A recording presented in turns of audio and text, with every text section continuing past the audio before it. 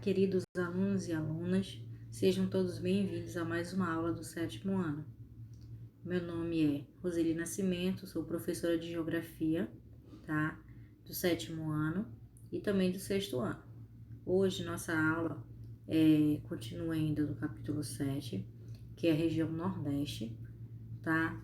Que está no livro do 3º bimestre, tá? Nós encerramos o 2º bimestre e agora estamos no 3º bimestre, em relação aos conteúdos, tá bom? Hoje nossa aula vai ser sobre região Nordeste e o subtítulo é Tipos de Energia e a Riqueza Cultural Nordestina, tá?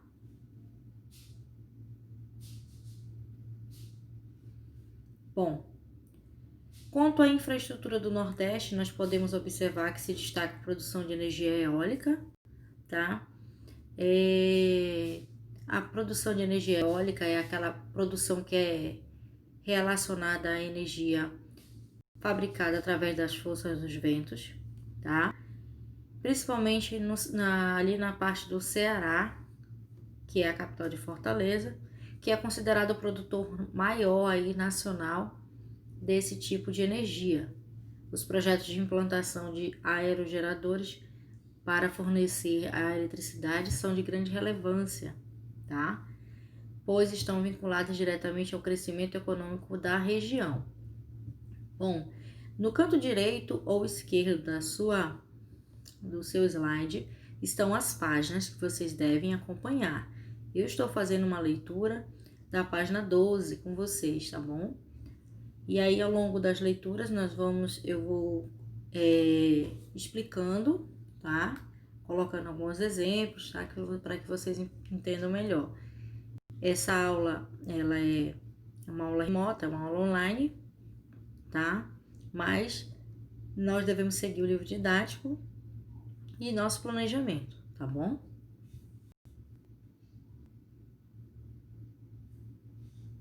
Bom, além da energia eólica, o Nordeste conta com importantes usinas hidrelétricas.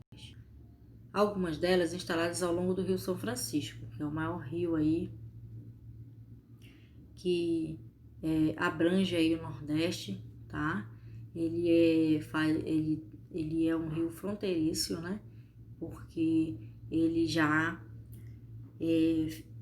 faz divisas com vários estados aí no Nordeste, tá bom? Ele abrange e também concentra e abastece as regiões nordestinas.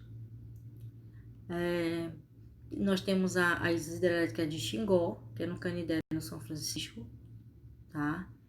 E de Sobradinho também na Bahia, em Sergipe e na Bahia.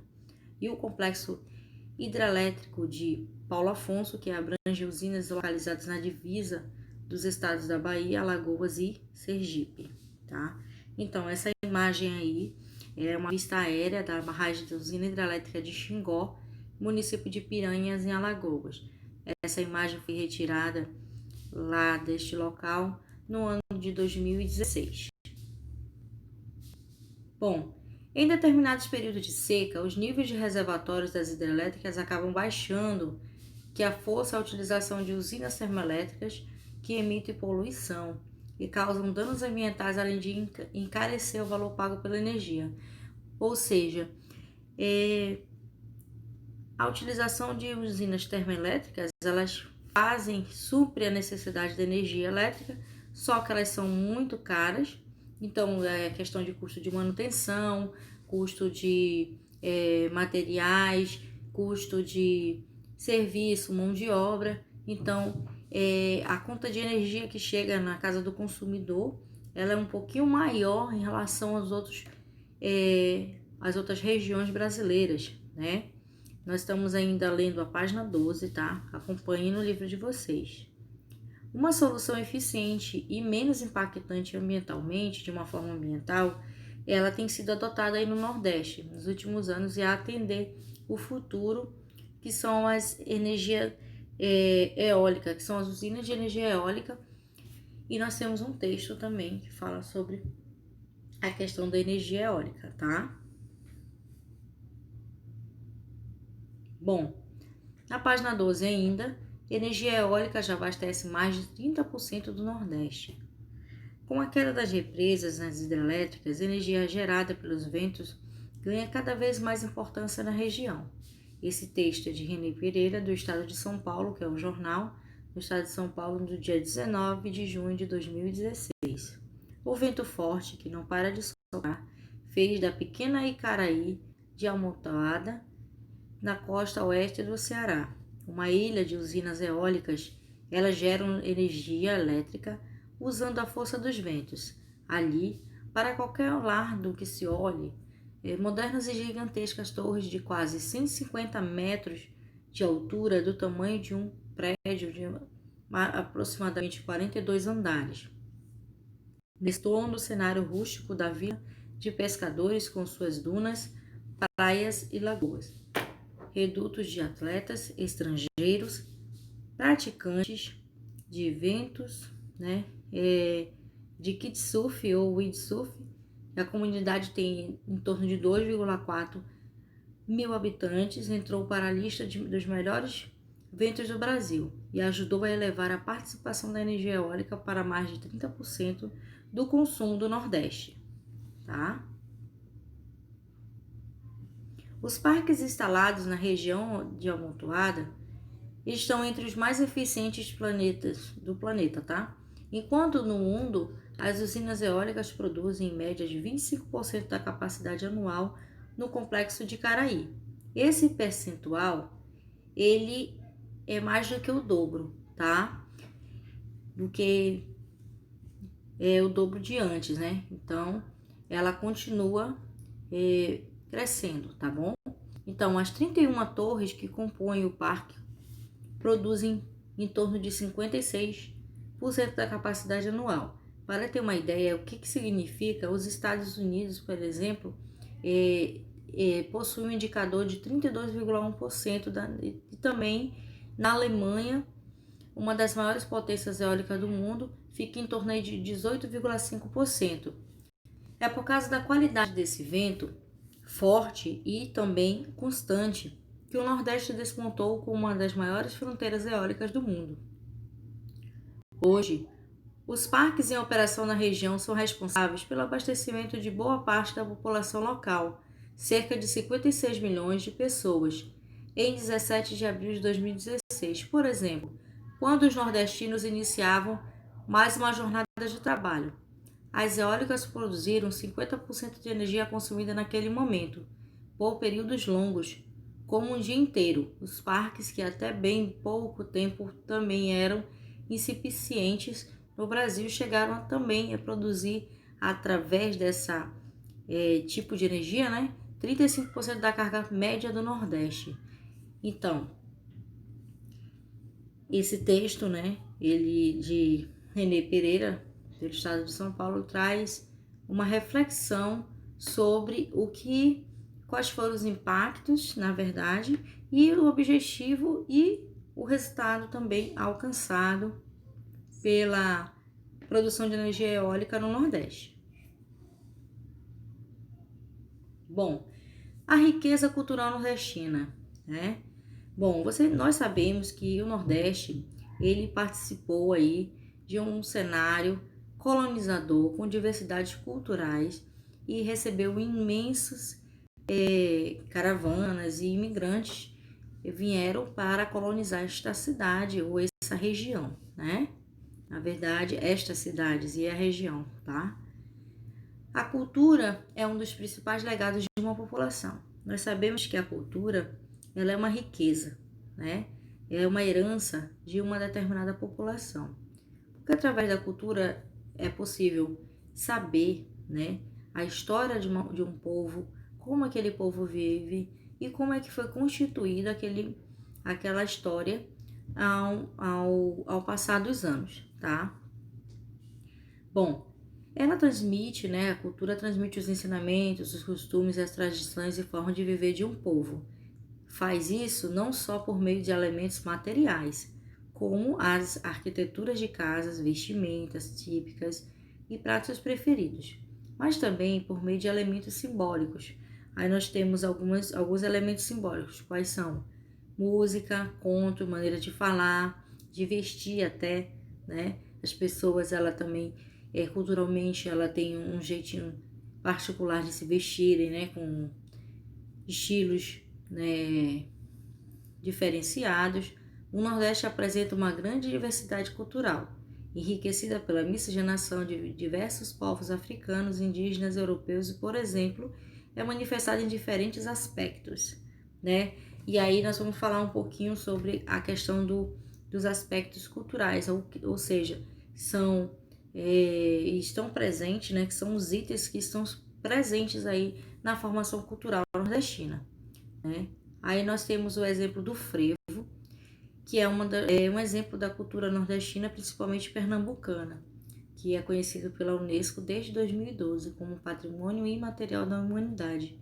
Corresponde a uma expressão artística que envolve música, na verdade, uma fusão de diversos gêneros, tá? Culturais. Aí também nós temos a dança, cuja origem remete aos lutadores de capoeira, tá? Outra expressão originária de Pernambuco é o maracatu, cuja o maracatu, por exemplo, o maracatu rural, também é conhecido como o maracatu do baque solto, de orquestra, de trombone, um baque singelo, né? Que foi considerado aí pelo Instituto de Patrimônio Histórico e Artístico Nacional, IPHAN, como Patrimônio Imaterial do Brasil em 2014. E a sua origem está vinculada ao ciclo da cana-de-açúcar, né? Aproximadamente, nós falamos aí da Zona da Mata, né? Então, ele fica aí na Zona da Mata, ele surge na Zona da Mata, embora suas apresentações também ocorram na região metropolitana de Recife, né? Na grande cidade, né? Então, eu tive o prazer, vamos dizer assim, de acompanhar, né, o frevo, né, uma apresentação de frevo em Recife, quando eu estive por lá, e realmente é uma manifestação cultural muito diversificada, muito alegre, com diversidade de gêneros. As danças são bem alegres, bem ritmada, tá? Que traz aí a cultura de Recife, né? Mostrada através da dança, tá? Bom, aí nós temos uma imagem, ou seja, duas imagens, na verdade, na página 13, tá? Orquestra de frevo que se apresenta em Recife, em Pernambuco, em 2015, e nós temos o desfile de fantasia de festival de maracatu, né? E aí vocês podem observar que o maracatu, ele tem mais integrantes, né? Fantasiados aí, caracterizados originalmente de acordo com a dança. E o frevo, né? Cujos seus participantes, eles sempre utilizam uma vestimenta mais colorida, mais alegre, e eles utilizam um pequeno guarda-solzinho, tá? Em uma de suas mãos, e esse guarda-sol, ele é um instrumento, vamos dizer assim, utilizado na concepção da dança, na ação da dança, tá bom? Bom, as festas juninas, né, gente? Todos nós conhecemos festas juninas, inclusive estamos no período que é considerado uma festa que veio de raízes nordestinas, embora estamos em julho, seria considerado pelo seu próprio nome, como o seu próprio nome sugere, já a festa julina, né? Festa junina foi o mês passado e esse mês seria a festa julina, tá? As festas juninas, elas são comemoradas em todo o Brasil. Nós sabemos que aqui em Manaus, tipicamente falando, existem locais que fazem espetáculos aí de festas juninas, tá? Através de arraiais, né? E barracas personalizadas, danças diversificadas e tudo para que aquele público ali que está presente, apreciando o movimento, esteja interagindo e esteja se divertindo, né, da melhor forma. Então,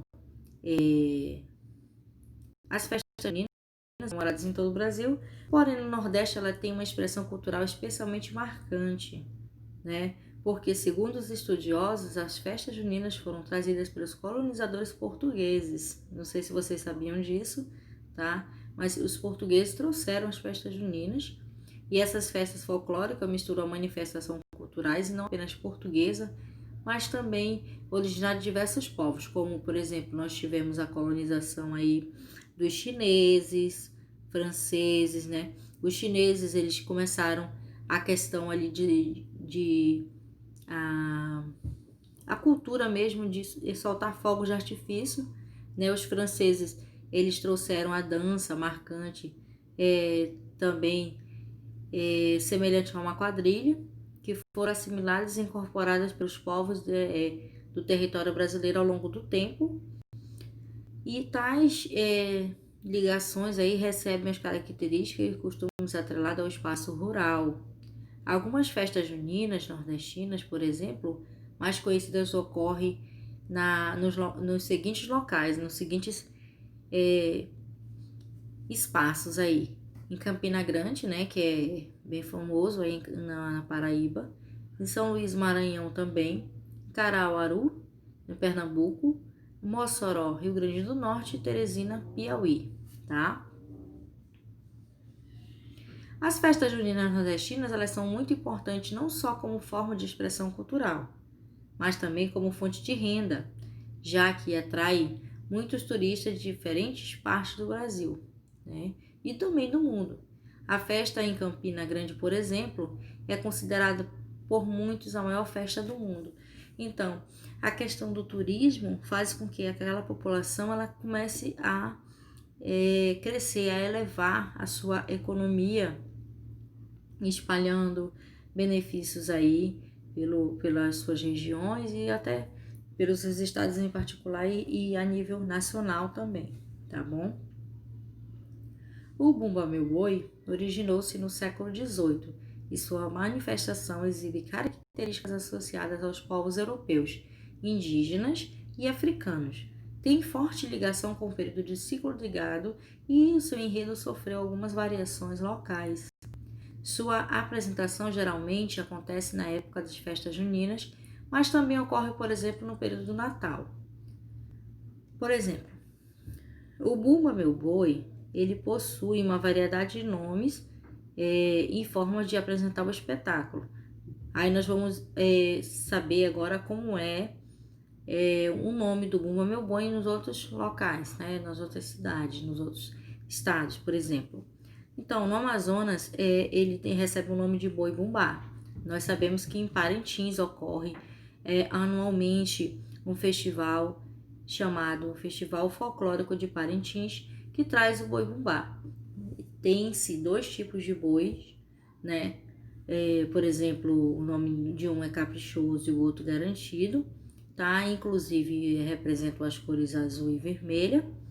E esses dois bois, eles disputam, né, para a liderança em diversos quesitos através de apresentações. São 3 dias de apresentações e esses 3 dias de apresentações, cada um desses bois, ou seja, garantido e o caprichoso, eles fazem apresentações culturais para que nos quesitos que forem aí estipulados pelas comissões, né, e pelo próprio desenvolvimento do festival, da coordenação do festival, para que haja um campeão anual, tá?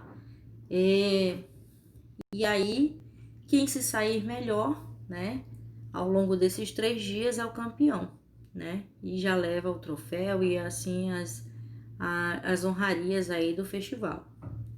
Aí nós temos o Boi de Reis da Paraíba, Boi de Surubi no Ceará, Boi Calemba ou Columba no Rio Grande do Norte, Anjo de Boi da Bahia, Bumba dos Reis do Espírito Santo, Boi Pintadinho do Rio de Janeiro, Boi de Mamão em Santa Catarina, Boizinho do Rio Grande do Sul, no Maranhão, estado que concentra o maior número, contudo, tá?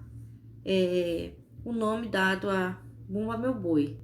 não é por coincidência, é uma nomenclatura muito conhecida aí no Maranhão, tá? Então, todo o país conhece, inclusive os outros países, né, que vêm nos visitar, conhece pela diversidade cultural e pela questão das apresentações, né, dos bois e várias outras apresentações aí, tá? De acordo com as características de cada região, tá? De cada, vamos dizer assim, também estado. Porque no Amazonas, por exemplo, em Parintins, é a região norte, tá? Então, na região norte é muito distante da região nordeste, né? Então, eles têm as características culturais, tá? E no Boi Bumbá, ele também traz não só vamos dizer assim, a semelhança com o boi nordestino, mas também a diversidade cultural local, né? Porque nós sabemos que os primeiros habitantes aqui da Amazônia eram os indígenas, né? Então há uma mistura tanto da parte da própria dança, né? Do boi bumbá mesmo, tá? Que já recebe a influência do Bumba Meu Boi, que é do Nordeste, mas também há uma mistura aí de danças indígenas e também, vamos dizer assim, costumes indígenas para representar através do bumbódromo, ou seja, uma arena que é montada, tá, para este festival. Então, além das festas e danças, existem também outros elementos de patrimônio cultural nordestino. Por exemplo, nós temos que destacar aí o teatro de bonecos, porque ele é popular no Nordeste, conhecido como patrimônio cultural do Brasil, cuja tradição é passada por gerações que contam e encenam histórias usando bonecos que revelam aspectos das realidades sociais e cotidianas.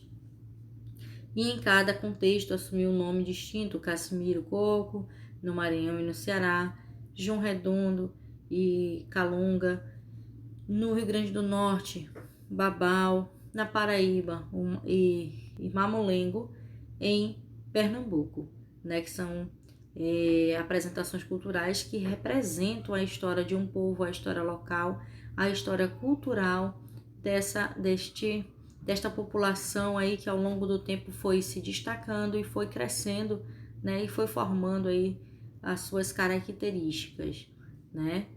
Quanto ao patrimônio histórico tangível ou material, o Nordeste possui mais de 30 cidades que têm áreas tombadas pelo IFAM, como Piranhas, em Alagoas, valores históricos, arquitetônicos e culturais, tá? O que é um tombamento, né? O tombamento, ele é um instrumento de reconhecimento, ou seja, é uma forma de reconhecer um patrimônio histórico e cultural, tá? E pode ser feito pela administração federal, estadual e municipal do país, ok? Os bens tombados se subdividem em bens móveis e imóveis, entre os quais estão conjuntos urbanos, edificações, coleções e acervos, equipamentos urbanos e de infraestrutura. Aí nós temos paisagens também, ruínas, jardins e parques históricos, terreiros e sítios também arqueológicos. O objetivo do tombamento, por exemplo, é de um bem cultural, que é impedir que a destruição ou mutilação desses bens materiais ou não sejam preservados, tá bom? E a preservação só tem um objetivo: manter aquele local, ou aquele bem, ou aquele seja ele material ou imaterial, para as futuras gerações, ou seja, são aquelas populações que vão acontecendo ao longo do tempo, ok? Nós temos aí, ó, na página 15, por exemplo, Seguro na Bahia, né? Porto Seguro também. No slide passado, olha aí, nós temos aqui IFAM, como Piranhas em Alagoas, valores históricos, arquitetônicos e culturais. Aí nós temos Porto, no próximo slide já vem, Porto Seguro. Na Bahia, remanescentes arquitetônicos de importante valor histórico.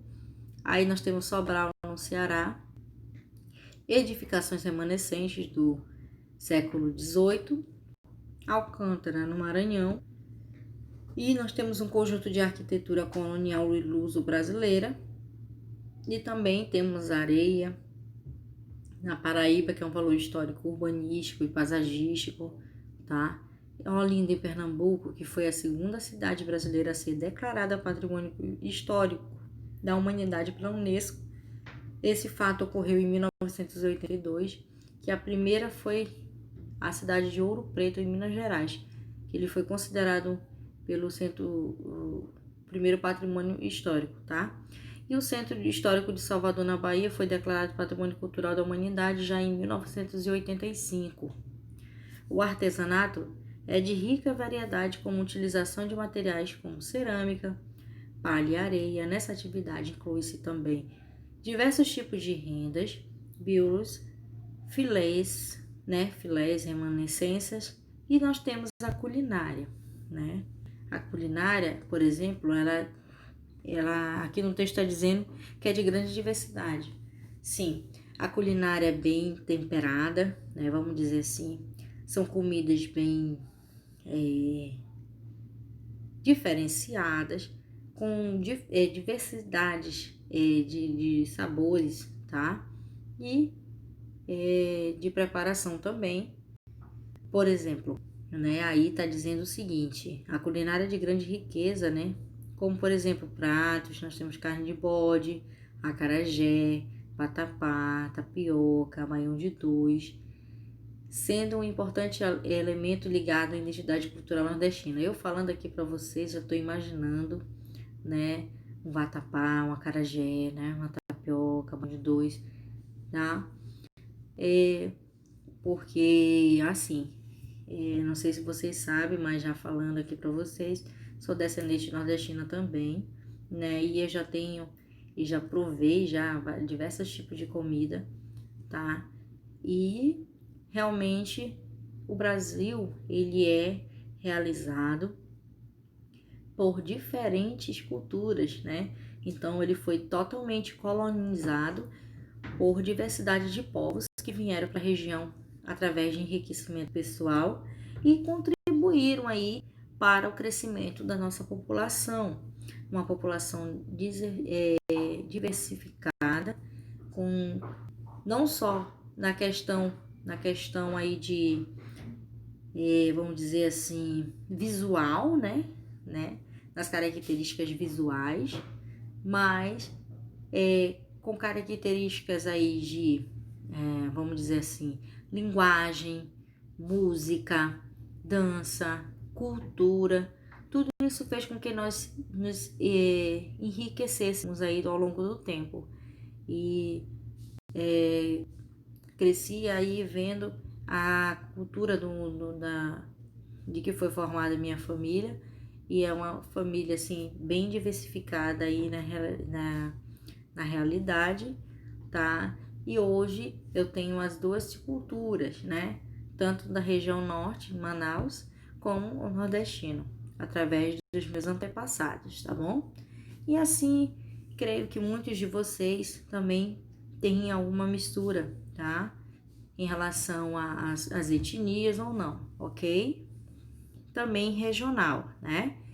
Porque se nós estamos na região norte, temos pessoas que hoje estão no nosso estado que já vieram da região sudeste, da região centro-oeste, da região, vamos dizer assim, sul, tá?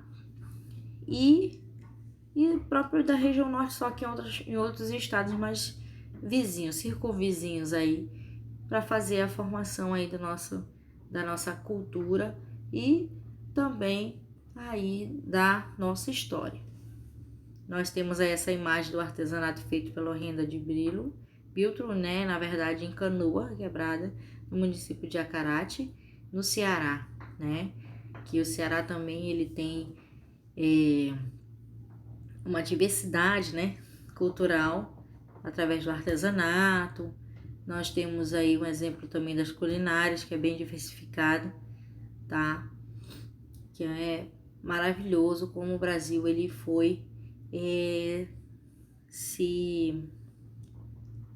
vamos dizer assim,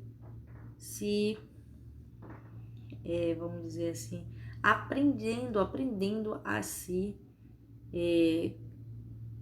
conectar com outras culturas para se formar uma cultura hoje totalmente tá? Multicultural. Bom, alguns poemas e traços, aspectos naturais da região de frequente migração pela qual muitos acabam passando, né?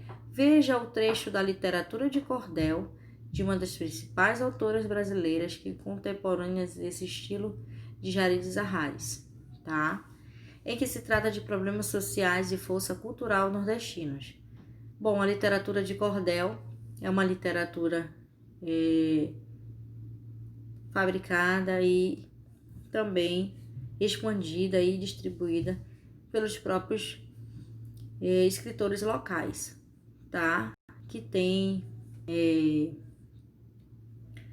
como função, através de seus versos, né, trazer a realidade, né, do local, traz sentimentos, traz, por exemplo, como o texto já falou, os problemas sociais de uma sociedade, também os problemas que podemos encontrar na nossa cidade, e ele traz aí de uma forma diversificada, tá bom? Então, o Nordeste é uma periferia do Brasil, né, segundo o Cordel. Jarid Arraes, ou Nordeste é periferia do Brasil, disponível em www. Esse site aqui é o site que vocês podem verificar mais tipos, né, de talvez um pouco mais aí da literatura de cordel. Quem tiver interesse também de saber um pouquinho mais, né, sobre literatura de cordéis, né, esses tipos de poemas locais, pesquisem na internet, que tem muitas coisas legais para que vocês possam enriquecer o conhecimento de vocês. Então, a literatura de cordel ela foi exposta em banca de cabidela na Paraíba em 2017. Os cordéis que antes ficavam pendurados em cordões, daí o nome, tá? Vocês conhecem os varais de roupas, né? O que é varais de roupas? Por exemplo,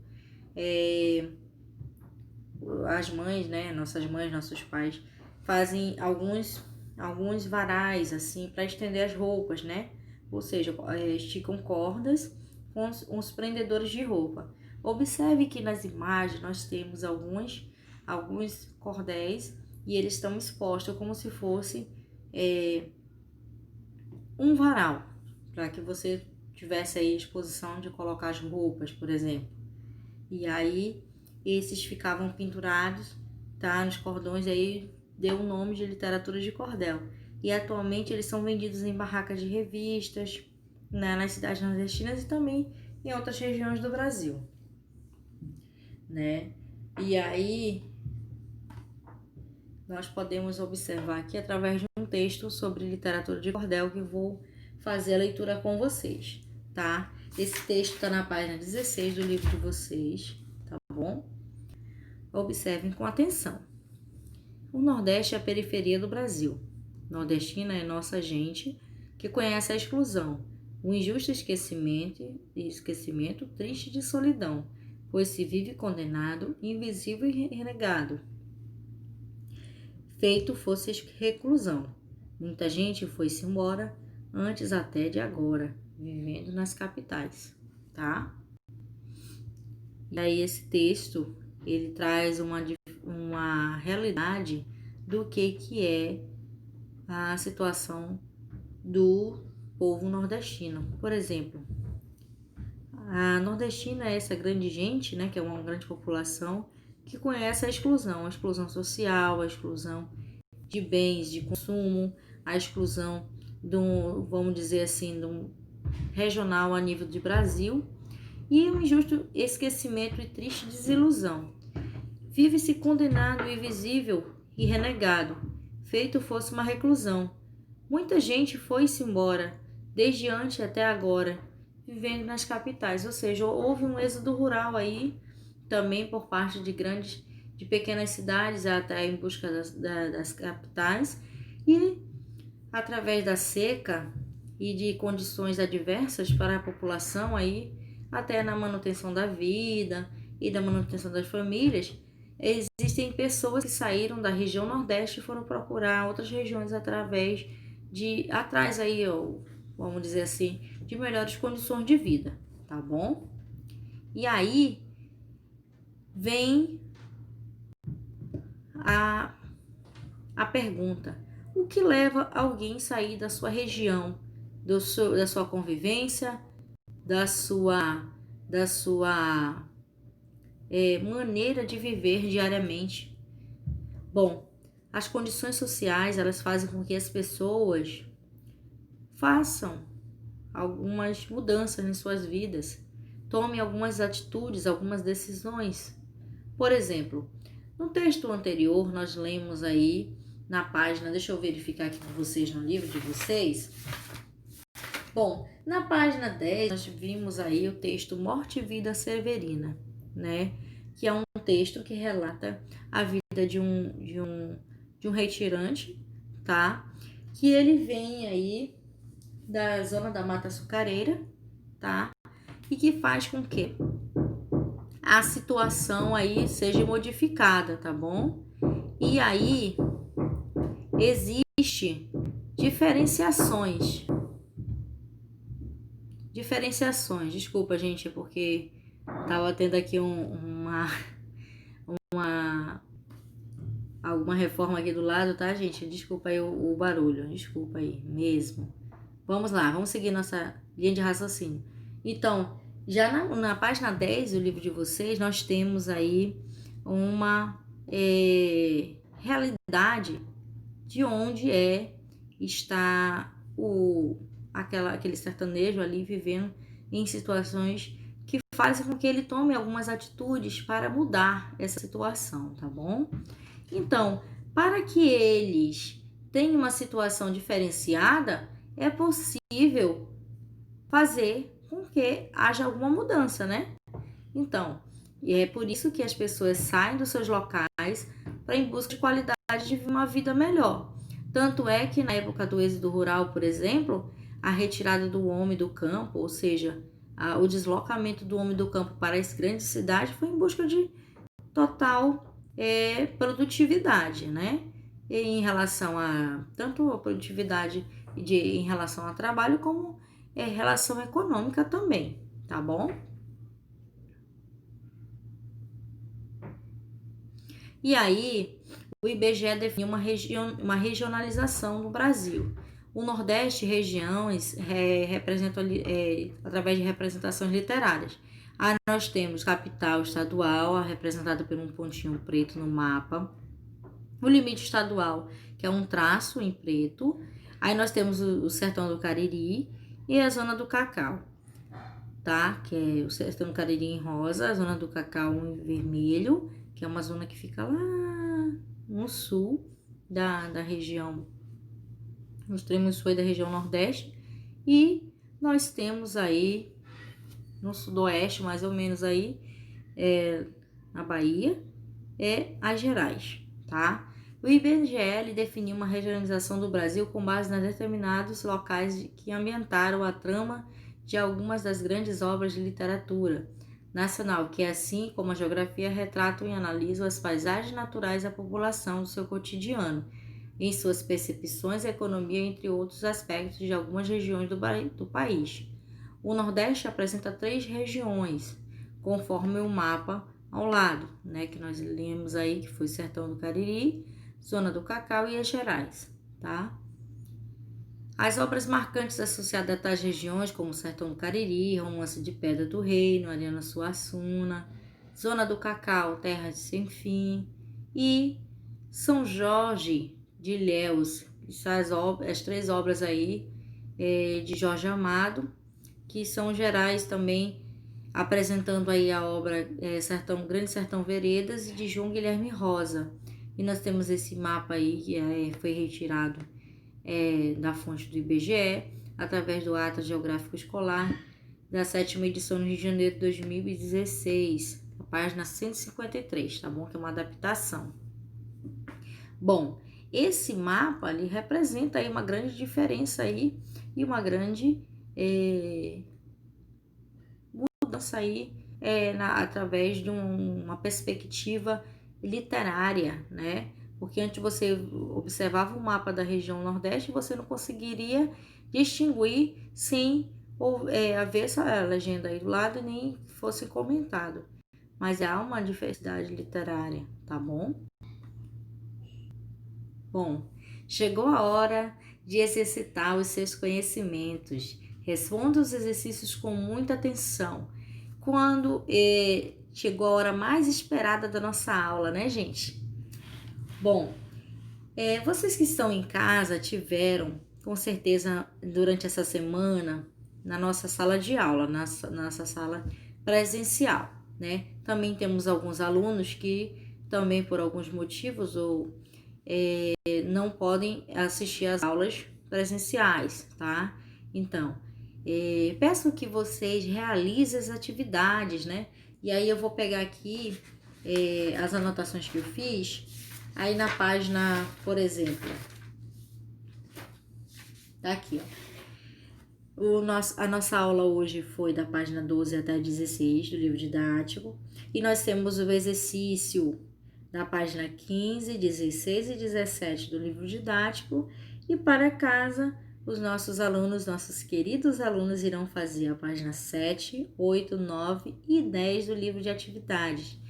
Meus amores, eu estou com muita saudade de vocês, vi vocês nessa próxima semana, né, que verei vocês na próxima semana, na verdade, que nessa semana vocês estão em casa, na semana anterior vocês estiveram conosco, né, alguns alunos aí que puderam estar conosco. O momento ainda é muito difícil, né?